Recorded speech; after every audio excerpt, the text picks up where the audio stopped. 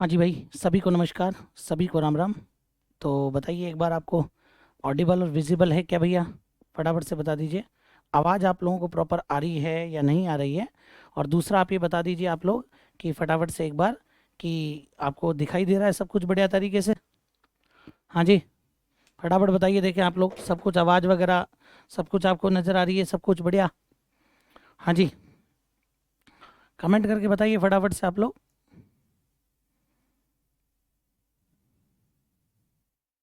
Okay.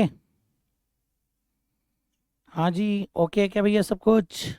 Good evening भाई, good evening. हाँ, चलिए 1 मिनट भाई, 1 सेकेंड। सब कुछ आपके विजिबल है? एक बार फटाफट से कमेंट करके बताइए जिससे अपन क्लास स्टार्ट करें भाई।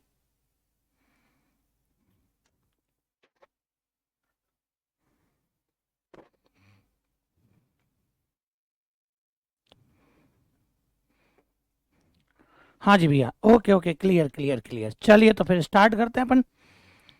लोक देवताओं के बारे में हम लोग बात कर रहे थे, और लोक देवताओं के अंदर हमने जो कुछ चीजें पढ़ी थी, हमने दो लोक देवता कंप्लीट कर दिए अपने, है ना? जो अपने दो लोक देवता हैं वो मैंने आपको कंप्लीट बता दिए हैं। एक बार देख लेते हैं भैया यहाँ पर अपन। तो देखो आप लोग यहाँ पर, अगर अपन बात करें भाई, अपन ने दो लोक देवता कंप्लीट करे। और वो दो कौन कौन से लोक देवता अपन ने कंप्लीट कर लिए भैया? 1 सेकेंड भैया, आपको मैंने लास्ट 4 तारीख, है ना, 4 तारीख को अपन ने दो लोक देवता कंप्लीट कर लिए थे एक बार। हाँ जी, बिल्कुल बिल्कुल बिल्कुल। 1 सेकेंड, आपके कमेंट में वो कर लेता हूँ। हाँ, यस, ओके, डन भाई, है ना? चलिए, तो दो लोक देवता अपन ने कौन कौन से कंप्लीट कर लिए थे वो एक बार अपन यहाँ पर देख लेते हैं। तो भैया, आपके जो लोक देवता अपन ने कंप्लीट किए हैं उनमें आपके जो नाम आ जाएगा वो है आपके रामदेव जी अपने हो गए थे भैया। रामदेव जी के बाद में मैंने आपको पढ़ा दिए थे भाई कौन से? पाबू जी, है ना? पाबू जी अपन ने कंप्लीट पढ़ लिया था। उसके बाद में एक झरडा जी के बारे में मैंने आपको और इन्फॉर्मेशन दे दी थी। सर पीडीएफ नहीं मिली, कोई बात नहीं, पीडीएफ की भी व्यवस्था आज डलवा दी जाएगी, है ना?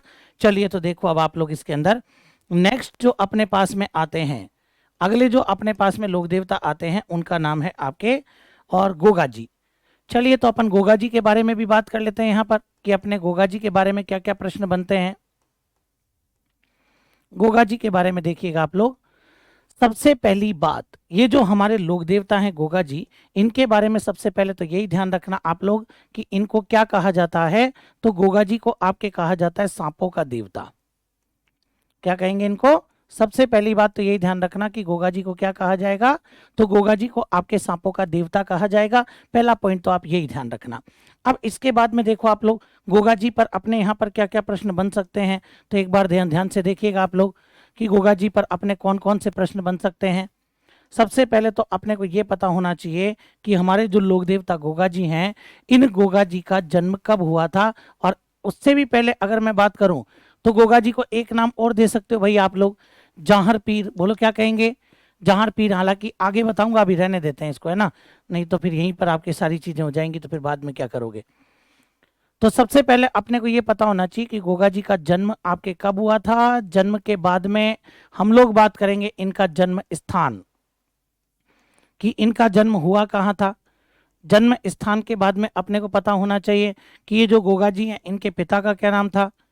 पिता के बाद में अपने को पता होना चाहिए कि इनकी माता का क्या नाम था।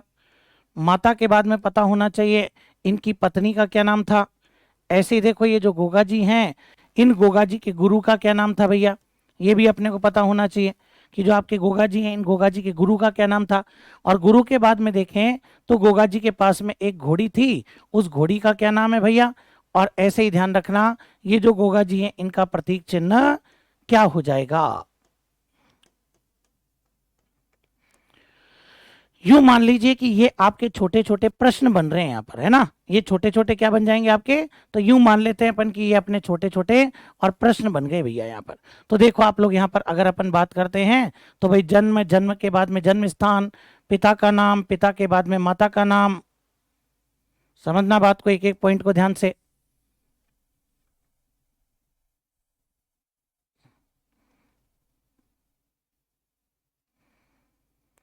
चलिए, तो ये अपने पास में कुछ प्रश्न बनेंगे जिनके ऊपर अपन डिस्कशन करेंगे।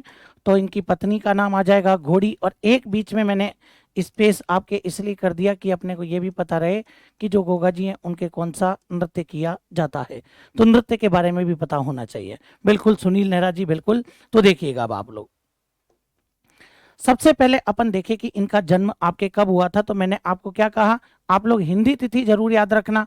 हम लोग गोगा नवमी मनाते हैं ना, जब हम लोग कृष्ण जन्माष्टमी मनाते हैं तो आपके कृष्ण जन्माष्टमी तो आती है भाद्रपद कृष्ण अष्टमी। ठीक उसके अगले दिन जो आपके त्योहार आता है ना, उसको हम लोग क्या बोलते हैं, ठीक उसके अगले दिन जो त्योहार आता है उसको हम लोग गोगा नवमी बोलते हैं। और इसी गोगा नवमी के दिन आपके किसका जन्म हुआ था, तो इसी गोगा नवमी के दिन गोगा जी का जन्म हुआ था। सबसे पहली बात तो यही ध्यान रखना। फिर इनका जन्म स्थान क्या हो जाएगा, तो अगर गोगा जी के जन्म के बारे में बात करते हैं तो इनका स्थान हो जाएगा आपके ददरेवा। और ये ददरेवा कहाँ पड़ता है भैया, तो ये ददरेवा आपके चूरू में पड़ता है। तो ये भी जरूर याद रखना कि गोगा जी का जो जन्म हुआ था वो कहाँ हुआ था, तो गोगा जी का जो जन्म हुआ वो आपके ददरेवा चूरू के अंदर हुआ था। समझ गए मेरी बात को यहाँ पर, तो ये चीज अपन थोड़ा सा ध्यान दे भाई। इसके बाद में देखो आप लोग, इनके पिता का क्या नाम था, ये जो आपके गोगा जी हैं इनके पिता का क्या नाम था, तो गोगा जी के पिता का नाम था आपके जेवर सिंह चौहान। क्या नाम हो जाएगा भाई, तो पिता का नाम था जेवर सिंह चौहान। मतलब कि जो गोगा जी हैं वो आपके चौहान कुल में इन्होंने जन्म लिया था। कौन से कुल में जन्म लिया, चौहान कुल में। जबकि इनकी माता के बारे में देखते हैं अपन कि माता का क्या नाम था, तो इनकी माता का नाम था आपके बाछल दे। माता का नाम क्या हो जाएगा, तो इनकी माता का नाम था आपके बाछल दे। और पत्नी के बारे में बात करें कि इनकी जो पत्नी है, इनकी पत्नी का नाम क्या है भाई, तो वैसे अगर मैं बात करता हूं तो इनके पास में ऐसा कहते हैं कि भाई इनकी दो पत्नियां थी। एक पत्नी का नाम तो था आपके क्या, केलमदे। कुछ इतिहासकार इसको पाबूजी की भतीजी बताते हैं, केलमदे। और एक आपके जो नाम आता है वो है आपके सरियल। केलमदे और सरियल दो पत्नियां इनके थी ऐसा बताया जाता है। एक पत्नी का नाम तो केलमदे था और दूसरी का नाम था सरियल। फिर इनके गुरु का क्या नाम था भैया, तो इनके जो गुरु थे ना, इनके गुरु का नाम आपके हो जाएगा गोरखनाथ। गोगा जी के गुरु का नाम क्या है भैया, तो गोगा जी के गुरु का नाम आपके गोरखनाथ हो जाएगा। जबकि अगर इनके पास में जो घोड़ी है उसके बारे में बात करूं तो इनकी घोड़ी का नाम है नीली घोड़ी। नीली घोड़ी जिसको गोगा जी प्यार से क्या बोलते थे, जिसको गोगा जी गोगा बप्पा कह करके बुलाते थे। तो ये जो नीली घोड़ी है जिसको गोगा जी गोगा बप्पा कह करके बुलाते थे, ये ध्यान रखना। और फिर इनके जो नृत्य किया जाता है वो आपके कौन सा नृत्य करते हैं भैया, सांकल नृत्य इनके किया जाता है। कौन सा नृत्य करते हैं, सांकल नृत्य। और प्रतीक चिन्ह क्या हो जाएगा, कि जैसे अपन ने पढ़ा था पाबूजी का क्या है भैया, पाबूजी का प्रतीक चिन्ह बोले भाला लिए अश्वारोही। रामदेव जी का तो अपन जानते ही हैं, इनका अगर प्रतीक चिन्ह देखते हैं तो आपके आ जाएगा भाला लिए अश्वारोही। और एवं साथ में क्या बना हुआ होना चाहिए, एवं सर्प की आकृति बनी होनी चाहिए। अगर भाला लिए अश्वारोही और सर्प की आकृति है तो वो आपके कौन से लोक देवता हैं, वो आपके गोगा जी माने जाते हैं। समझ में आ गई होगी बात आपको यहाँ पर। तो ये प्रश्न ध्यान रखना, भाद्रपद कृष्ण नवमी को इनका जन्म हुआ था, ददरेवा चूरू के अंदर जन्म हुआ था। पिता थे जेवर सिंह चौहान, माता थी बाछल दे, पत्नी एक तो केलमदे थी, दूसरी का नाम था सरियल। फिर बात करते हैं इनके गुरु का नाम क्या था, तो इनके गुरु का नाम था गोरखनाथ। इनके पास में एक घोड़ी थी जिसका नाम नीली घोड़ी था, और गोगा जी इसको गोगा बप्पा कह करके बुलाते थे। और नृत्य किया जाता था भैया सांकल। कौन सा नृत्य, सांकल नृत्य किया जाता था। और प्रतीक चिन्ह हो जाएगा आपके भाला लिए अश्वारोही एवं सर्प। समझ गए मेरी बात को, एक बार फटाफट से इसको आप क्लियर कीजिएगा भैया, फटाफट क्लियर कीजिए इसको आप।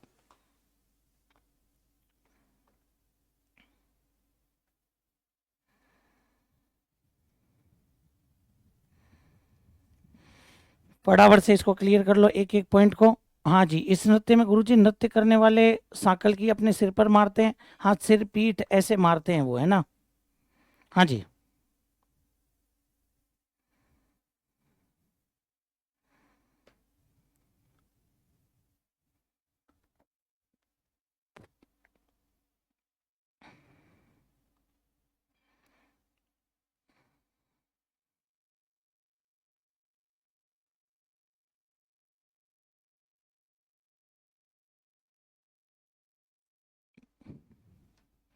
चलिए साहब, तो देखो आप लोग, अब ये चीज अपने को पहले तो पता होनी चाहिए।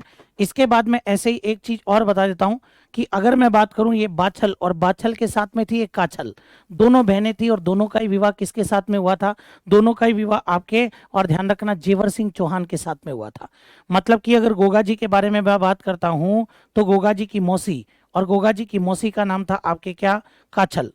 गोगा जी की मौसी का नाम क्या हो जाएगा? काछल हो जाएगा। और मौसी से जो आपके पुत्र उत्पन्न हुए वो थे मौसेरे भाई। तो ये गोगा जी के आपके क्या हो जाएंगे? मौसेरे भाई। और गोगा जी के जो मौसेरे भाई थे उनका नाम था अर्जन, और दूसरे का नाम था सर्जन।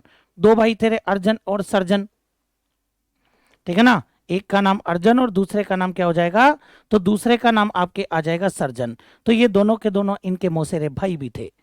अब कहानी कुछ ऐसी कहते हैं कि भाई आपके जो बाछलदे है इनके कोई संतान नहीं थी, और जब इनके कोई संतान नहीं थी तो जो ननद थी वो इन बाछलदे को ताना मारा करती। ये जो बाछलदे इनको क्या किया करती भाई? ताने मारा करती थी भैया, ताने मारा करती। तो बाछलदे दुखी हो गई, और बताया जाता है कि ये बाछलदे आपके किसके पास में गई? गुरु गोरखनाथ के पास में गई। और गुरु गोरखनाथ ने बाछलदे को एक फल खाने के लिए दिया था जिसका नाम था गुग्गल फल। और ध्यान रखना, इसी गुग्गल फल को खाने से बताया जाता है कि बाछलदे क्या हो गई थी? आपके गर्भवती हो गई थी। अब जब बाछलदे गुग्गल फल को खाने से गर्भवती हो गई तो ननद ने और ताने मारना शुरू कर दिया।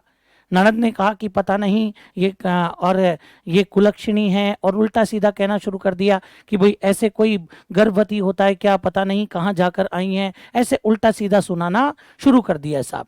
तो भाई बाछल जेवर सिंह चौहान एक दिन दुखी हुए, और ये जो जेवर सिंह चौहान है इन्होंने बाछलदे को और अपने घर जाने का आदेश दे दिया। ये पियर जाने लगी। जब ये पियर जाने लगी तो बाछलदे के गर्भ में कौन थे? गोगा जी। जब बाछलदे के गर्भ में गोगा जी थे तो गोगा जी ने प्रार्थना करी भगवान से कि हे भगवान, मेरा जन्म हो तो मेरे पैतृक स्थान पर ही होना चाहिए। अगर मेरा जन्म हो तो मेरा पैतृक स्थान पर ही होना चाहिए। कहते हैं कि भगवान ने गोगा जी की सुनी, और जब भगवान ने गोगा जी की सुनी तो एक सांप था, उसने आकर के बैल को डस लिया। जिस बैलगाड़ी से और बाछलदे अपने पियर जा रही थी उसको आपके किसने डस लिया? सांप ने डस लिया। वो बैल वहीं पर मूर्छित हो गया और बाछलदे वापस ददरेवा लौट करके आ गई, और वहीं पर गोगा जी का जन्म हो जाता है। वहीं पर क्या हो जाता है? गोगा जी का जन्म हो गया। कहते हैं कि गोगा जी का एक विवाह सरियल के साथ में हुआ और दूसरा विवाह केलमदे के साथ में होना तय हुआ था।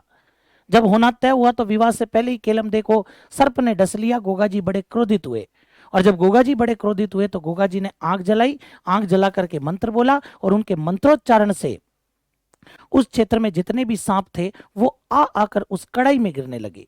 जब वो सांप उस कड़ाई में आकर के गिरने लगे तो एक के बाद एक के बाद एक, इत्ते में सांपों का राजा तक्षक वो वहां पर प्रकट हुआ। और सांपा के राजा तक्षक ने गोगा जी से प्रार्थना की। बोले गोगा जी वो कहीं करी?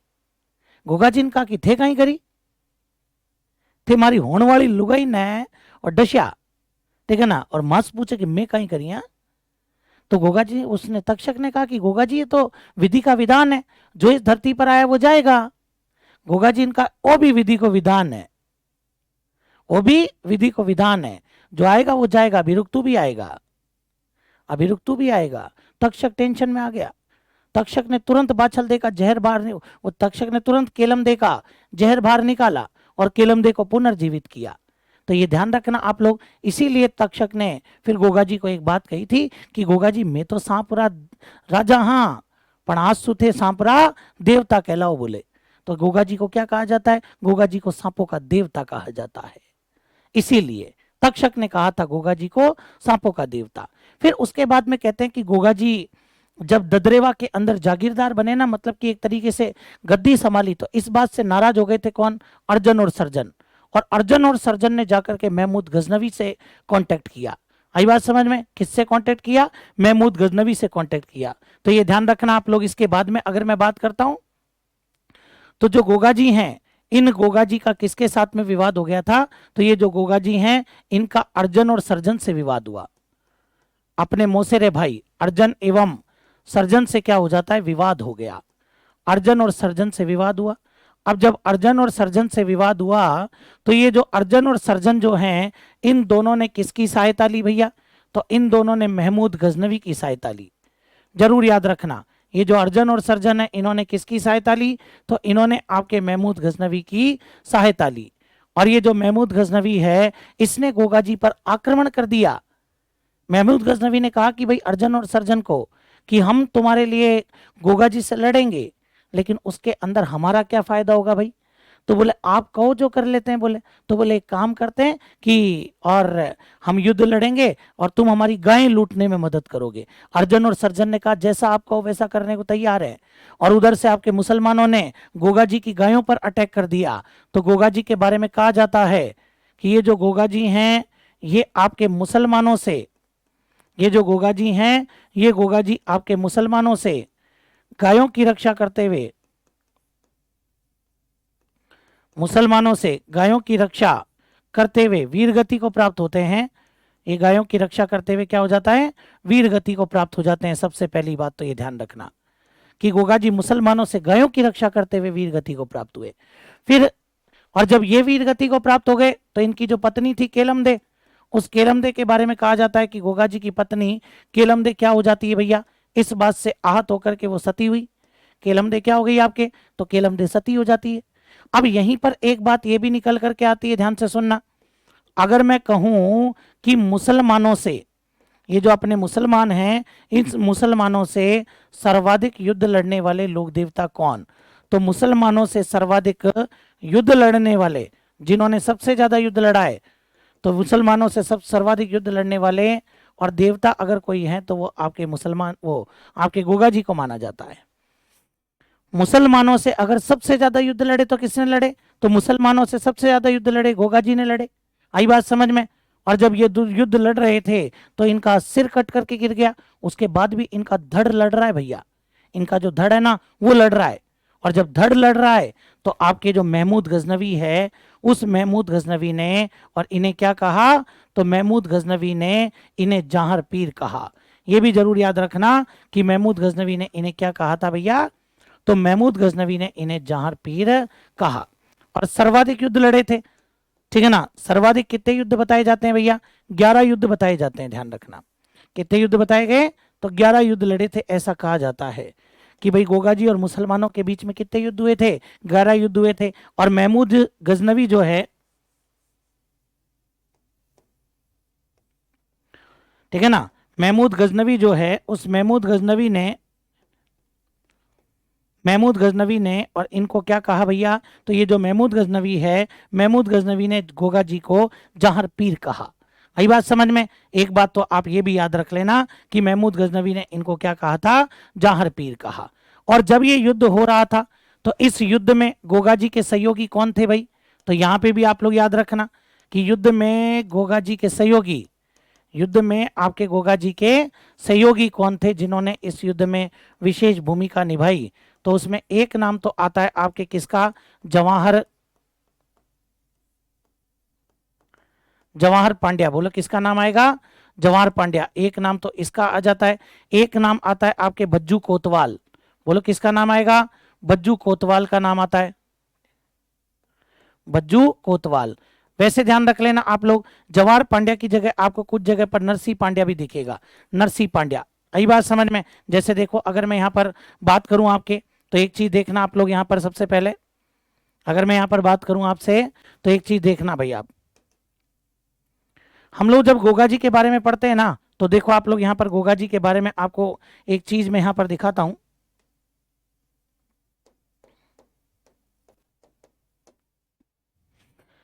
जैसे गोगा जी की इमेज जो आप लोग देखेंगे ना, गोगा जी की इमेज में एक चित्र जरूर यहाँ पर अपने को मिलना चाहिए वैसे, ठीक है ना, जिसमें आपको इनके नाम भी नजर आ जाएंगे। एक मिनट,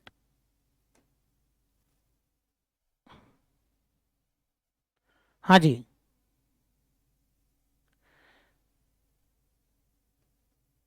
अच्छा जी,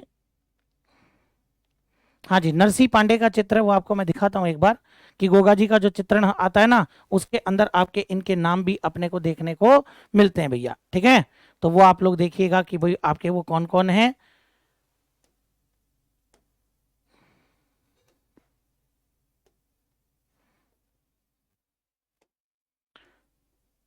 चलिए साहब, तो यहाँ पर आपको इस चित्र के अंदर आपको, यहाँ तो आपको खैर नहीं आ रहा होगा नजर, वो एक मेरे को मिल नहीं रहा है रे वो। वैसे तो इसमें नाम तो है लेकिन आपको दिखेंगे नहीं क्लियर। ये अपने गोगा जी के बारे में बताया जाता है। गोगा जी के बारे में ये ऐसा जो चित्र है, इसमें एक तो नरसी पांडे और एक आपके कौन है, भज्जू कोतवाल। चलिए खैर वो तो अब इसमें तो आ नहीं रहा है, नहीं तो मैं आपको दिखा देता कि नरसी पांडे और भज्जू कोतवाल का चित्रण इनके साथ में किया जाता है। इनके साथ मतलब कि गोगा जी के साथ में इनका चित्रण किया जाता है, ये जरूर ध्यान रखना आप लोग। एक तो किसका, नरसी पांडे का, और एक आपके किसका, एक आपके भज्जू कोतवाल का। चलिए साहब, तो देखिएगा आप लोग यहाँ पर, तो एक तो भज्जू कोतवाल आ जाएगा और एक आपके नरसी पांडे, ये थोड़ा सा आप लोग ध्यान रख लेना।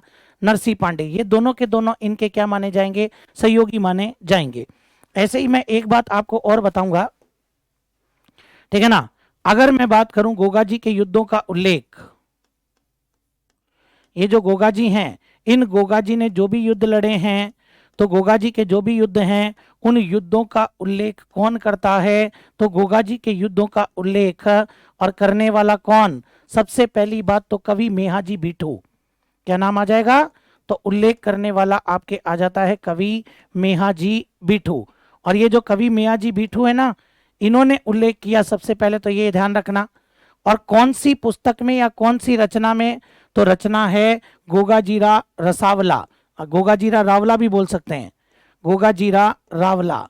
तो ये ध्यान रखना, गोगाजीरा रावला या गोगाजीरा रसावला जो ग्रंथ है उसके अंदर इन्होंने उल्लेख किया है। मुसलमानों से सबसे ज्यादा युद्ध गोगाजी ने लड़े, और उन युद्धों का उल्लेख कौन कर रहा है आपके, वो आपके, और ये ध्यान रखना कवि मेहाजी बीठू। फटाफट से क्लियर करो एक बार, आप तुरंत क्लियर कीजिएगा।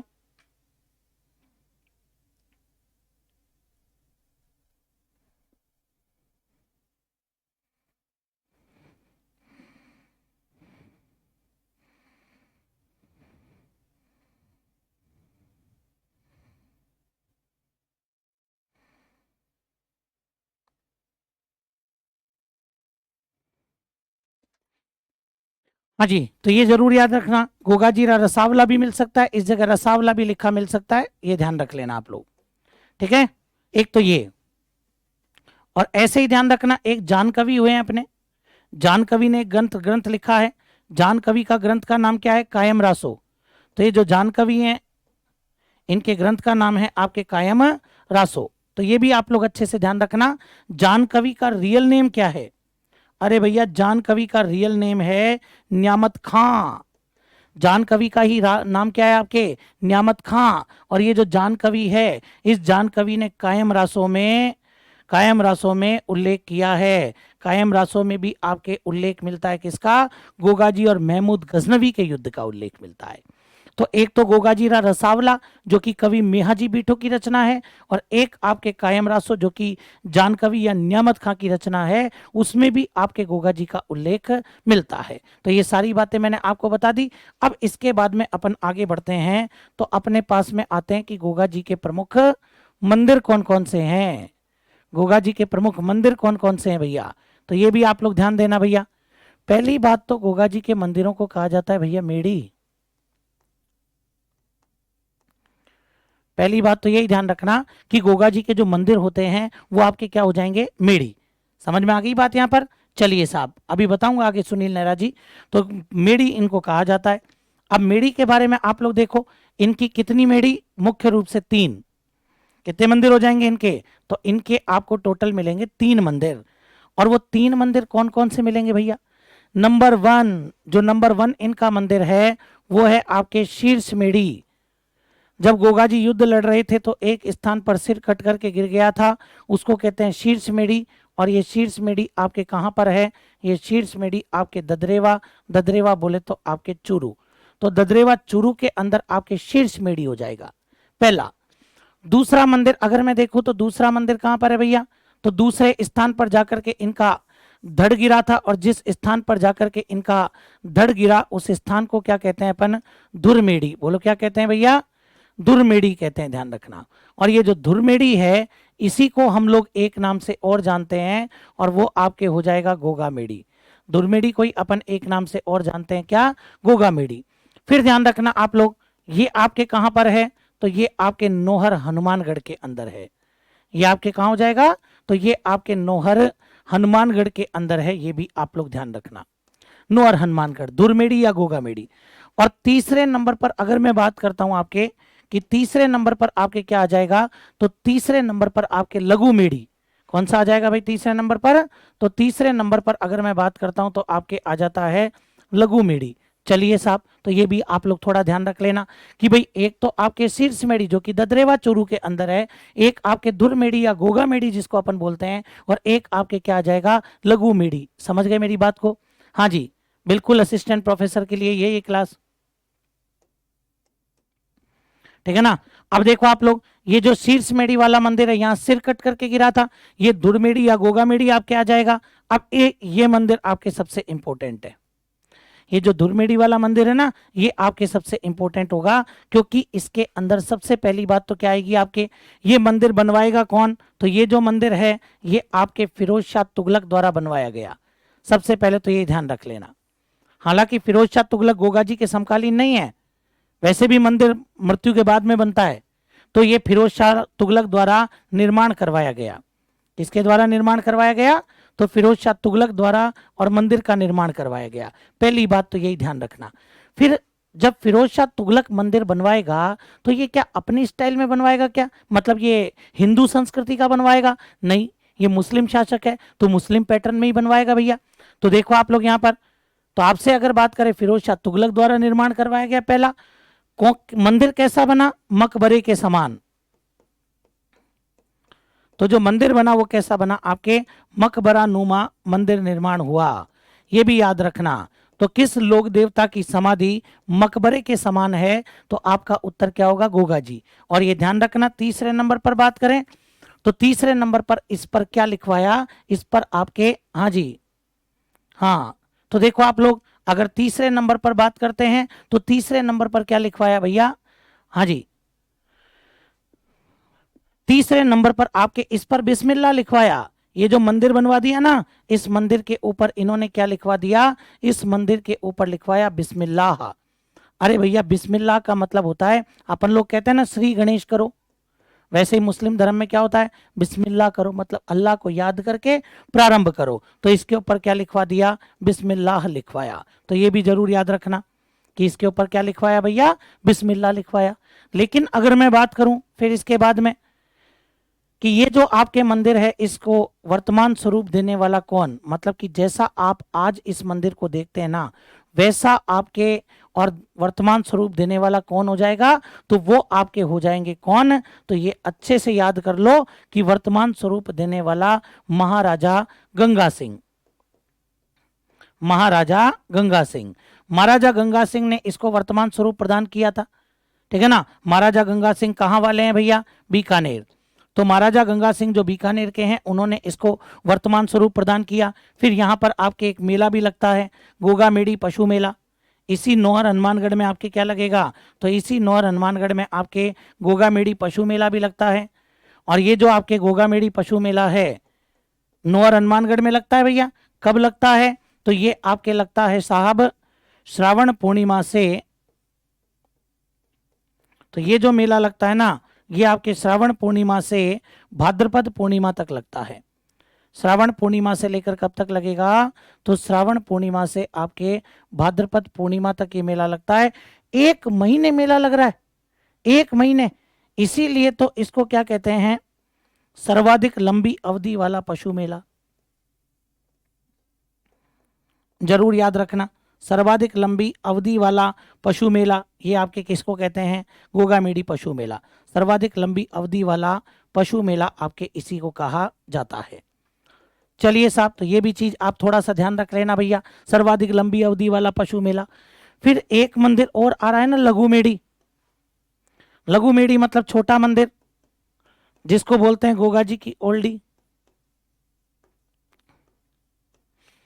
क्या बोलेंगे, गोगा जी की ओल्डी। ओल्डी मतलब कि झोपड़ी होता है, एक छोटी सी झोपड़ी बनी हुई है गोगा जी की, उसको गोगा जी की ओल्डी कहते हैं।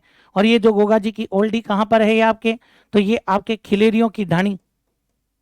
कहाँ हो जाएगी ये आपके खिलेरियों की ढाणी। और ये जो खिलेरियों की ढाणी है ये कहाँ है, आपके सांचौर। सांचौर के अंदर ही आपके गोगा जी की ओल्डी बनी हुई है भाई। ये लो, ये भी बात खत्म हो जाती है अपनी। फटाफट से मंदिरों को भी क्लियर करो अपने, जरूर याद रख लेना मंदिरों के बारे में भी आप लोग। 3 मंदिर हैं इनके, जहां सिर कट करके गिरा वो शीर्ष मेढ़ी फिर भी गोगा जी लड़ते गए। जहां धड़ कट करके गिरा वो दुर्मेड़ी, जिसे गोगा मेड़ी भी कहते हैं, जो कि आपके नौर हनुमानगढ़ में है। फिर एक लघु मेड़ी छोटा मंदिर है, गोगा जी की ओल्डी कहते हैं, जो कि खिलेरियों की ढाणी सांचौर में है। इंपोर्टेंट दुर्मेड़ी वाला मंदिर है, दुर्मेड़ी वाला मंदिर आपके इंपोर्टेंट है। फिरोज शाह तुगलक बनवाएगा, मकबरे की तरह बनवाएगा, इस पर बिस्मिल्लाह लिखवाएगा, वर्तमान स्वरूप महाराजा गंगा सिंह देंगे। और ये ध्यान रखना यहाँ पर आपके सर्वाधिक लंबी अवधि वाला पशु मेला लगता है, तो ये भी अपने को पता होना चाहिए। फिर इसके बाद में और क्या बात आती है भैया गोगा जी की, तो वो देखो आप लोग यहाँ पर। अगर अपन यहाँ पर और गोगा जी को लेकर के बात करें तो और अपने पास में गोगा जी की क्या बात आती है। सबसे पहली बात, गोगा जी का थान कौन से वृक्ष के नीचे होता है? खेजड़ी वृक्ष के नीचे थान। गांव में कौन से वृक्ष के नीचे? खेजड़ी वृक्ष के नीचे थान होता है। थान मतलब कि पूजा स्थल, ध्यान रख लेना। थान मतलब कि क्या हो जाएगा, एक तरीके से पूजा स्थल। तो गोगा जी का जो पूजा स्थल है ना, वो कौन से वृक्ष के नीचे होता है? तो वो आपके और खेजड़ी वृक्ष के नीचे होता है। दूसरी बात, गोगा जी के जो भोंपे हैं वो कौन सा वाद्य यंत्र बजाते हैं? तो गोगा जी के जो भोंपे वो डेरू वाद्य यंत्र बजाते हैं। कौन सा? डेरू वाद्य यंत्र। और डेरू कैसा वाद्य यंत्र है? अवनद। डेरू वाद्य यंत्र बजाते हैं। तो ये भी आप लोग अच्छे से ध्यान रख लेना कि गोगा जी के भोंपे कौन सा वाद्य यंत्र बजाते हैं भैया? डेरू। डमरू होता है ना, डमरू, उस डमरू का बड़ा रूप होता है, उसको अपन क्या बोलते हैं? उसको अपन डेरू बोलते हैं। जो डमरू का बड़ा रूप होता है ना, उसको अपन क्या बोलते हैं भैया? उसको अपन डेरू बोलते हैं। तो गोगा जी के जो भोंपे हैं वो कौन सा वाद्य यंत्र बजाएंगे आपके? तो वो डेरू वाद्य यंत्र बजाते हैं। ये भी याद रखना आप लोग। फिर इसके बाद में देखो नंबर 3, अगर अपन बात करते हैं तो आपके जो किसान है, किसान हल जोतने से पहले, किसान क्या करता है आपके? तो किसान हल जोतने से पहले हल एवं हाली को, हल को तो बांधता ही बांधता है, साथ में किसको? हल चलाने वाले को भी, हल एवं हाली को, और एक राखी बांधता है जिसमें 9 गांठ होती है और उसका नाम है आपके गोगा राखी। बोलो क्या आ जाएगा?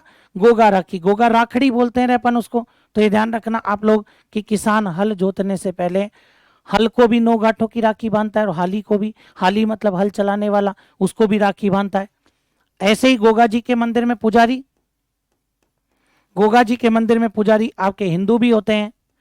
मेले के टाइम पर 1 महीने हिंदू रहते हैं, बाकी समय पर आपके 11 महीने कौन रहते हैं? तो इनके पुजारी आपके मुस्लिम भी होते हैं। आई बात समझ में? और ये जो मुस्लिम पुजारी है ना, इनको क्या कहा जाता है? चायल कहा जाता है। ठीक है, गोगा जी के मुस्लिम पुजारी जो होते हैं उनको क्या कहा जाता है? चायल कहा जाता है। ये जरूर याद रखना कि गोगा जी के जो मुस्लिम पुजारी हैं उनको क्या कहेंगे भैया? उनको चायल कहा जाएगा।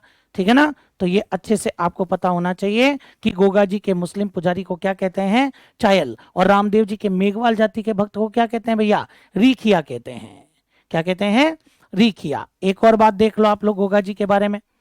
ये जो गोगा जी हैं इनको कायम खानी मुसलमान अपना पूर्वज मानते हैं। ठीक है ना? क्यों? क्योंकि गोगा जी की 17वीं पीढ़ी के अंदर बताया जाता है कि एक कायम सिंह चौहान हुआ था, और वो जो कायम सिंह चौहान है उसने मुस्लिम धर्म स्वीकार कर लिया।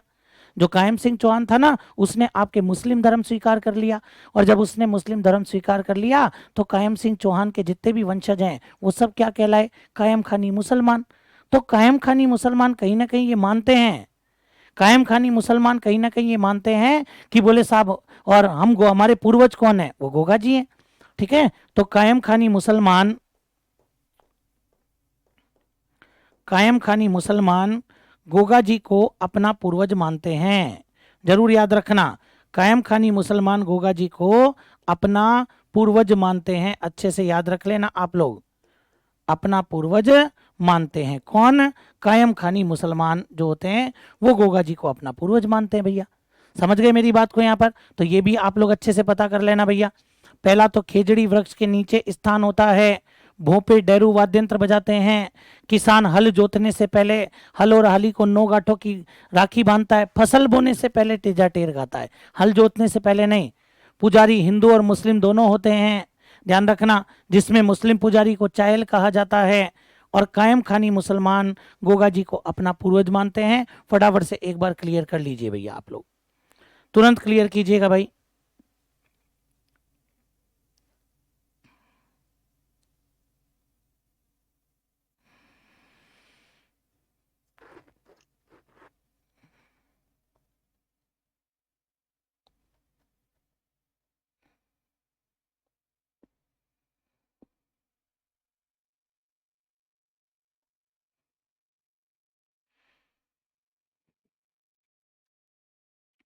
हाँ जी, क्लियर ये वाली बात। चलिए तो साहब, ये अपने गोगा जी के बारे में भी बात समाप्त हो जाती है। एक चीज और बता देता हूँ, आप लोग थोड़ा सा ध्यान देना। ये जो आपके ददरेवा है ना, इस ददरेवा के अंदर अगर अपने से पूछे, ददरेवा ही नहीं, गोगा जी का मेला कभी भी पूछे आपसे, तो आपका मुख्य उत्तर क्या होना चाहिए कि गोगा जी का जो मेला है वो भाद्रपद कृष्ण नवमी को लगता है। ठीक है ना, जिस दिन आपके क्या होती है, गोगा नवमी। सब जगह ही लगेगा ये तो, जितनी भी जगह है।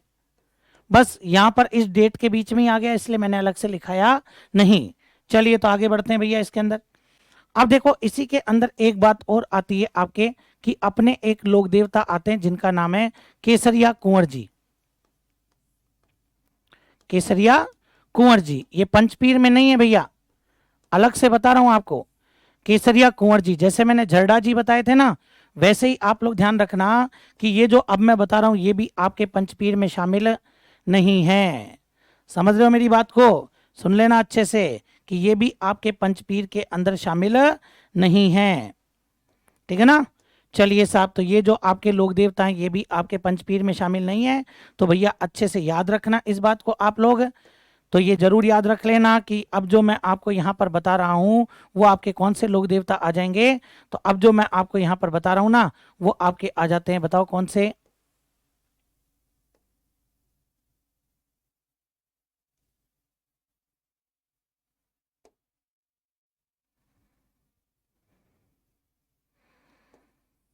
हाँ जी, तो ये अब आपके जो आ जाते हैं वो हैं आपके केसरिया कुंवर जी। अब देखो, केसरिया कुंवर जी के बारे में क्या क्या बातें ध्यान रखना। केसरिया कुंवर जी के बारे में कौन कौन सी बातें याद रखनी है? सबसे पहली बात, जैसे जरडा जी आपके बाबू जी के भतीजे थे, वैसे ही ध्यान रखना ये आपके कौन हैं, ये आपके गोगा जी के पुत्र हैं। केसरिया कुंवर जी कौन है? आपके गोगा जी के पुत्र हैं, पहली बात। दूसरी सबसे जरूरी बात, इधर ध्यान दीजिएगा कि ये जो केसरिया कुंवर जी हैं, इनका मंदिर कहां पर है भैया? तो केसरिया कुंवर जी का मंदिर वही आपके गोगा जी के साथ में, ददरेवा चूरू।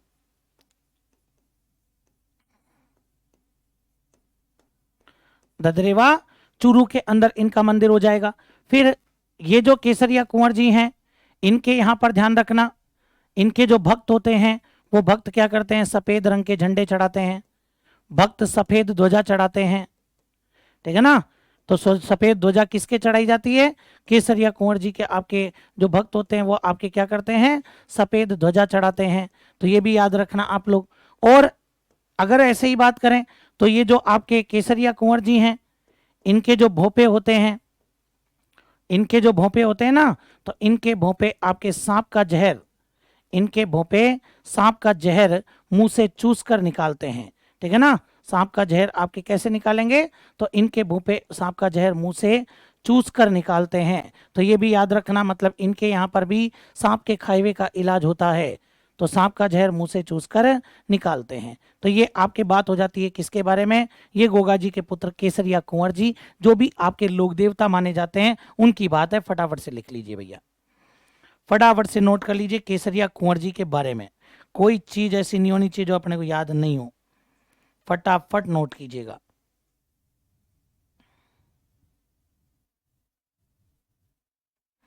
एक मंदिर चाहो तो और लिख लेना, ब्रह्मसर हनुमानगढ़, ददरेवा चूरू। और एक मंदिर और बता देता हूं, अगर आपको लगता है तो नोट कर लेना आप लोग। एक मंदिर आपके ब्रह्मसर, और ब्रह्मसर कहाँ पड़ता है रे? हनुमानगढ़। तो एक मंदिर आपके ब्रह्मसर हनुमानगढ़ के अंदर भी बना हुआ है। ठीक है? चलिए साहब आगे बढ़े इसके बाद में, कोई दिक्कत इसके अंदर?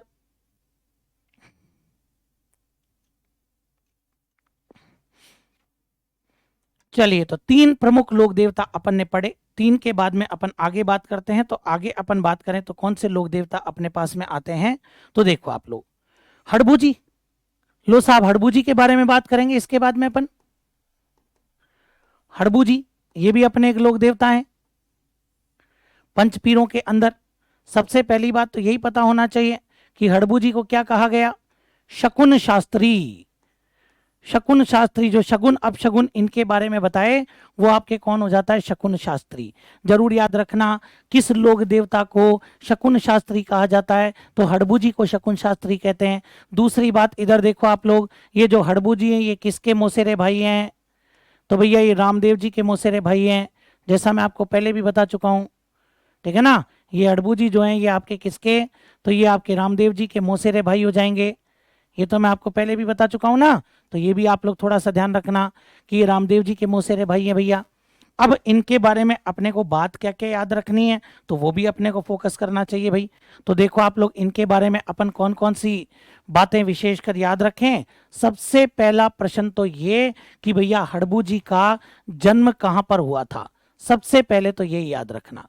जन्म के बाद में अपन देखेंगे, मतलब जन्म स्थान ही याद रखना है। जन्म कब हुआ ये तो कोई मायने नहीं रखता है, लेकिन जन्म स्थान जरूर याद रखना। जन्म स्थान के बाद में ये याद रखना कि इनके पिता का क्या नाम था। हालांकि पिता इतना इंपॉर्टेंट नहीं पूछता है पेपर के अंदर। फिर आप लोग याद रखना कि इनके पास में एक सवारी है, और उस सवारी का क्या नाम है भाई, जो हड़बू जी की सवारी है उसका क्या नाम है भैया। फिर इसके बाद में देखना हड़बू जी जो हैं इनके बारे में एक और बात करते हैं, तो भैया इनके बारे में एक और बात अपने पास में क्या आ जाएगी, सवारी आ गई ना, शकुन शास्त्री अपन ने लिख ही दिया। हाँ जी, इनके गुरु का क्या नाम है, और गुरु के बाद में अपन देखेंगे कि हड़बू जी जो हैं इनका प्रमुख मंदिर कहां पर है। ये जो हड़बू जी हैं इनका प्रमुख मंदिर कहां पर है, इन बातों को अपने को ध्यान रखना है भाई, ठीक है। चलिए तो देखो आप लोग, सबसे पहले कोई बहुत बड़ी बात नहीं है हड़बू जी के बारे में, छोटा सा मैटर है, याद कर लेना। सबसे पहले जन्म कहां पर हुआ था, तो जन्म हुआ था आपके बुंडेल गांव। कौन से गांव में, बुंडेल गांव, और ये बुंडेल गांव पड़ता है आपके नागौर। तो ये ध्यान रखना बुंडेल गांव नागौर में तो जन्म हुआ था। जबकि मंदिर कहां बना, तो मंदिर बना आपके बेंगटी गांव में। यही तो बात याद रखनी है कि जन्म तो आपके बुंडेल गांव में हुआ था, लेकिन इनका जो मंदिर बना वो आपके बेंगटी गांव, और बेंगटी गांव कहां पड़ता है, फलोदी। पहले जोधपुर लिखते थे, अब क्या लिखेंगे अपन, तो ये आपके फलोदी में बेंगटी गांव पड़ता है, ठीक है। ये दोनों चीज याद रखना, जन्म अलग स्थान पर है और मंदिर अलग है इनका। जन्म तो बुंडेल गांव नागौर है, जबकि मंदिर कहां पर है, बेंगटी गांव फलोदी में है। पिता का क्या नाम है, तो पिता का नाम है मियाजी सांखला, मतलब कि हड़बू जी क्या है, सांखला राजपूत। मियाजी सांखला इनके पिता का नाम है। सवारी क्या है इनके पास में, सियार, कुछ लोग सिया भी बताते हैं, जबकि इनकी सवारी मूल रूप से क्या हो जाएगी आपके, सियार। गुरु का नाम क्या है इनके, तो गुरु का नाम है बालीनाथ। गुरु का नाम क्या हो जाएगा इनके, तो गुरु का नाम बालीनाथ। फिर बोले सर यही प्रश्न है या और भी हैं, अरे भैया अगर मैं बात करता हूं ना, तो असली खेल तो बेंगटी गांव है। मेन मुद्दा तो आपके यहां पूछा जाता है बेंगटी गांव से रिलेटेड। समझ गए मेरी बात को, कि मेन जो आपके पूछा जाएगा ना, वो मेन आपके क्या पूछा जाता है, तो मेन आपके जो पूछा जाता है वो बेंगटी गांव का क्वेश्चन आता है। ध्यान रखना आप लोग, ये जो बेंगटी गांव है इससे रिलेटेड आपके क्वेश्चन बनेगा। और बेंगटी गांव से रिलेटेड क्या क्वेश्चन बनता है, सबसे पहली बात तो यही ध्यान रखना कि इनके इस मंदिर में पुजारी कौन है भैया, ठीक है ना। फिर ये जो हड़बू जी हैं इनको बेंगटी गांव दान देने वाला कौन, बेंगटी गांव दान देने वाला, कि इनको बेंगटी गांव दिया किसने था। तीसरी बात ये याद रख लेना आप लोग कि यहां पर मंदिर किसने बनवाया था, यहां पर मंदिर निर्माण किसने करवाया था। और चौथी बात ये ध्यान रखना कि यहां पर किसकी पूजा होती है। तो देखो आप लोग एक एक प्रश्न को ध्यान देना। पुजारी होते हैं यहां पर सांखला राजपूत, जो जिस कुल में पैदा हुआ है उसके पुजारी आपके मुख्यतः वही माने जाएंगे, सांखला राजपूत पुजारी होते हैं इनके। फिर बेंगटी गांव देने वाला कौन, राव जोधा, क्योंकि ऐसा कहा जाता है कि जब आपके राव जोधा और मंडोर हार गए थे, तो ये ध्यान रखना मंडोर को वापस प्राप्त करने के लिए ये हड़बू जी के पास में गए। हड़बू जी ने इनको कुछ कुछ मूंग के दाने दिए और तलवार दी थी, कटार, बोले ये मूंग के दाने तू खा, ये जब तक तेरे पेट में रहेंगे तू जितना क्षेत्र जीत सकता है जीत ले, तू जितना क्षेत्र जीत सकता है ना वो जीत ले। तब आपके हड़बू जी के आशीर्वाद से राव जोधा ने और आपके क्या जीत लिया था, और मंडोर जीत लिया था। ये खुश हुआ भाई, और खुश हुआ तो इसने राव जोधा ने और आपके बेंगटी गांव इनको दान में दिया था। जबकि यहां पर मंदिर कब बना था, 1721 में। और 1721 में मंदिर बनवाया किसने था, जोधपुर के ही महाराजा अजीत सिंह द्वारा। जोधपुर के महाराजा जिनका नाम क्या है, अजीत सिंह। तो जो जोधपुर के महाराजा अजीत सिंह हैं उनके द्वारा आपके क्या बनवाया गया, उनके द्वारा मंदिर बनवाया गया भैया। ठीक है ना सर, आपने पहले मल्लीनाथ लिखवाया था गुरु, मल्लीनाथ कैसे लिखवाया था मैंने, एक सेकेंड चेक ही कर लूंगा ना मैं, काहे टेंशन कर रहे हो। मैंने मल्लीनाथ लिखवा दिया कि गुरु, होना तो नहीं चाहिए भाई साहब। अभी देख लेते हैं भाई साहब। 3/3/2 की तो क्लास थी वो। अभी देख लेते हैं मैंने क्या लिखवाया है। हाँ, रामदेव जी के बालीनाथ जी, इनके दोनों के, अच्छा कहाँ पढ़ते हो तुम लोग भाई, क्या लिख रहा है, रामदेव जी और हड़बू जी दोनों मौसेरे भाई हैं, दोनों के गुरु कौन है, बालीनाथ। मैंने कहाँ लिखवाया, ये तीनों तो समकालीन है, दोनों के गुरु बालीनाथ। कमाल कर दो पांडे जी, हाँ आपने, ऐसे बदनाम ना करो भाई। कहा सचिव जी, आप तो माहौल बना रहे हैं फिर। हाँ जी,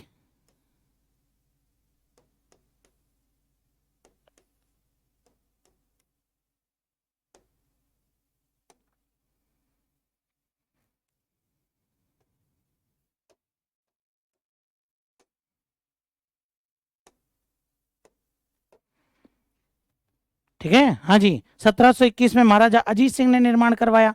और ध्यान रखना, इनका जो मंदिर है, इस मंदिर में किसकी पूजा होती है, मंदिर में हड़बू जी की बैलगाड़ी की पूजा होती है। किसकी पूजा की जाती है, तो ये जो मंदिर है ना, इस मंदिर में हड़बू जी की बैलगाड़ी की पूजा होती है। जरूर याद रखना, किसकी पूजा, हड़बू जी की बैलगाड़ी की पूजा होती है। क्यों, क्योंकि हड़बू जी अपनी और जो अपंग गायें थी ना, उनके लिए चारा लाया करते थे बैलगाड़ी से जाकर के क्या किया करते थे, चारा लाया करते थे, इसलिए इनके बैलगाड़ी की पूजा होती है। सर हिस्ट्री कब से शुरू करोगे, 8 तारीख बताया था ना आपको, 8 तारीख से हिस्ट्री शुरू करेंगे, है ना, ध्यान रखना आप लोग। तो यहाँ पर हड़बू जी की बैलगाड़ी की पूजा की जाती है, अच्छे से ध्यान रखना। चलिए साहब, फटाफट से एक बार क्लियर कर लो आप लोग हड़बू जी के बारे में भी, किसी प्रकार की कोई गलती नहीं, सब कुछ अपने को आना चाहिए। ठीक है, हाँ जी। और कोई दिक्कत हो तो बता दीजिए आप लोग। कुछ याद नहीं रखना, इनके मम्मी पापा वगैरह कोई याद नहीं रखना पड़ेगा, है ना। हाँ,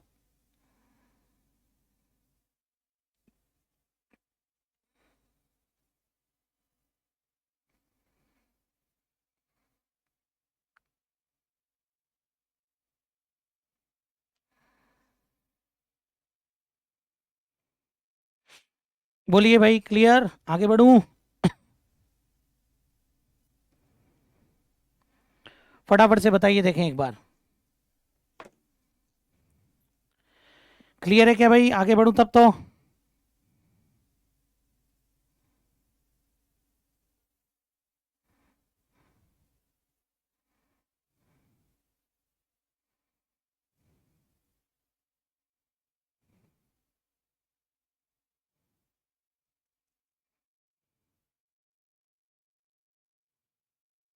सर मेरे एग्जाम में भी जनवरी में है इंफॉर्मेशन का, तब तक जीके कंप्लीट हो जाएगा मेरी तरफ से, 15 तारीख तक हो जाएगा, 15 दिसंबर तक।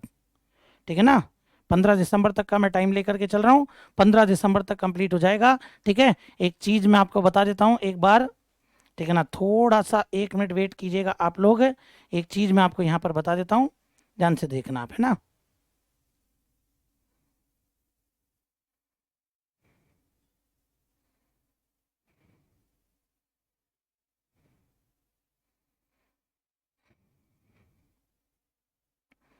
चलिए साहब, तो हड़बू जी के बारे में अपन ने पढ़ ही लिया भैया।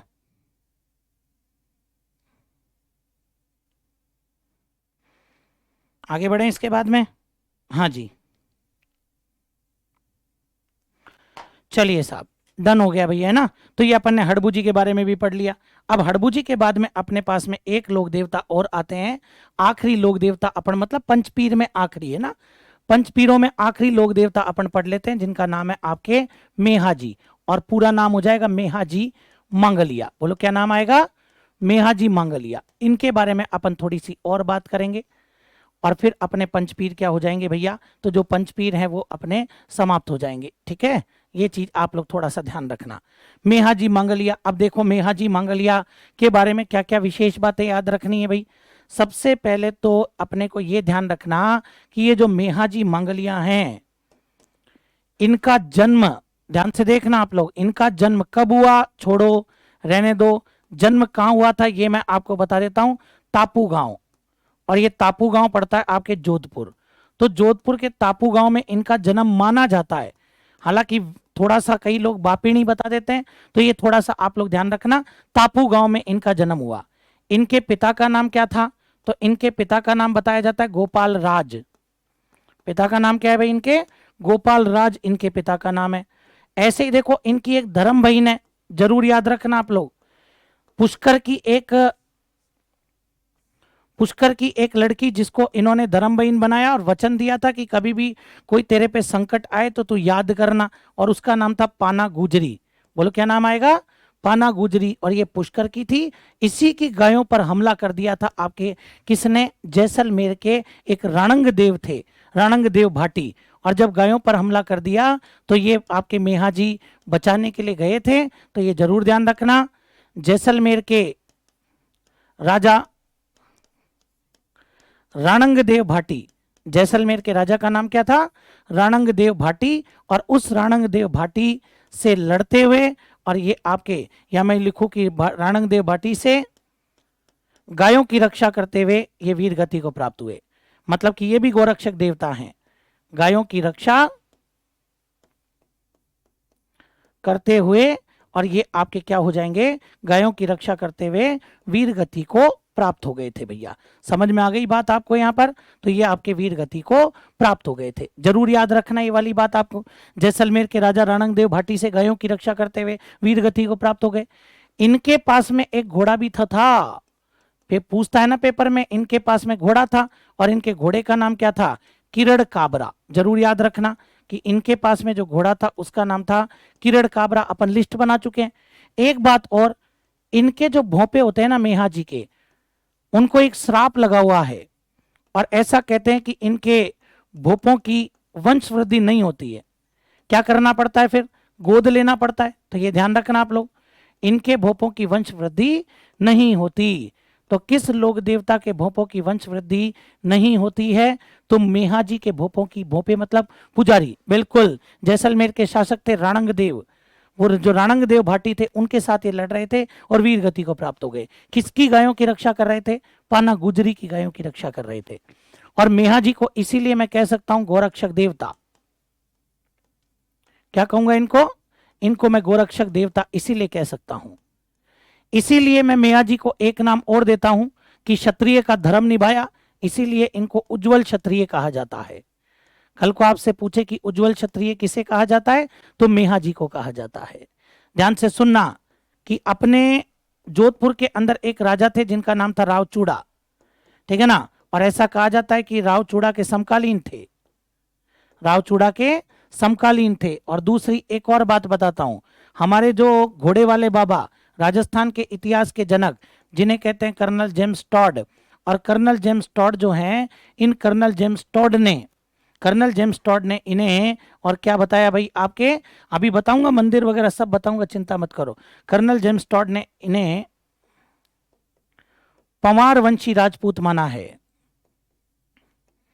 पंवार वंशी राजपूत माना। कर्नल जेम्स टॉड कहते हैं कि ये पंवार वंशी राजपूत थे, जबकि अपन ने क्या लिखा? मांगलिया, ठीक है ना। क्योंकि वो इसलिए लिखा अपन ने, क्योंकि इनका जन्म हो सकता है कि पंवार वंश में हुआ हो, लेकिन इनका पालन पोषण इनके ननियाल में हुआ था, और ननियाल वाले गोत्र को ही इन्होंने अपना लिया था। और इसके बाद में अगर मैं देखूं कि ये जो आपके मेहाजी हैं, इन मेहाजी का प्रमुख मंदिर कहां पर है, तो इनका जो मंदिर है वो है आपके बापिणी गांव, और ये बापिणी गांव भी फलोदी में है।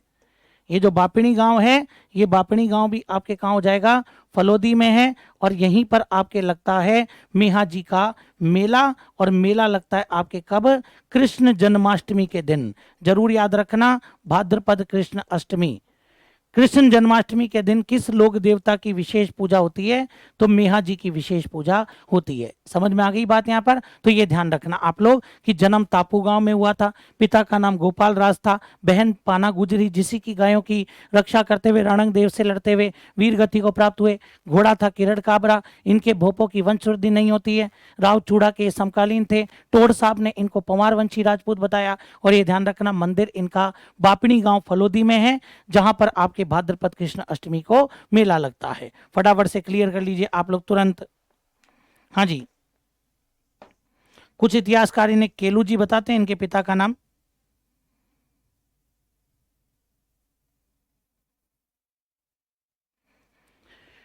ठीक है ना, कुछ इतिहासकार इनके पिता का नाम आपको बताएंगे, केलू जी। ठीक है ना, केलू जी भी बताते हैं कुछ इतिहासकार। चलिए भाई, चूड़ा वही हंसा भाई वाला, बिल्कुल बिल्कुल वही। हाँ जी,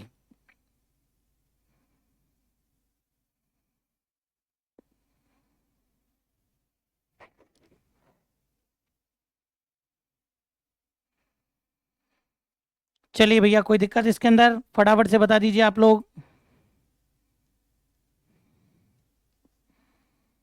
कोई दिक्कत?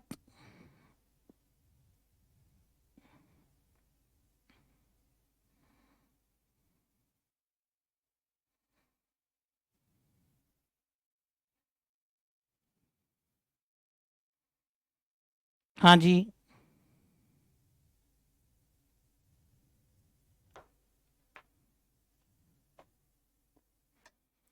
चलिए तो आज अपन इतनी बात करते हैं। हाँ, एक चीज और बताता हूँ आपको कि आपके एक जसदान बीठू करके एक है, जसदान बीठू ने एक रचना लिखी है। और जसदान बीठू की रचना का नाम क्या है भैया आपके, तो इनकी रचना का नाम है मेह प्रकाश। मेह प्रकाश, याद रख लेना। चलिए तो इसके बाद में अभी अपन इतनी बात करेंगे, ठीक है ना, फिर कल मुलाकात करते हैं। तब तक के लिए आप सभी को बहुत बहुत धन्यवाद मेरी तरफ से। जय हिंद, जय भारत।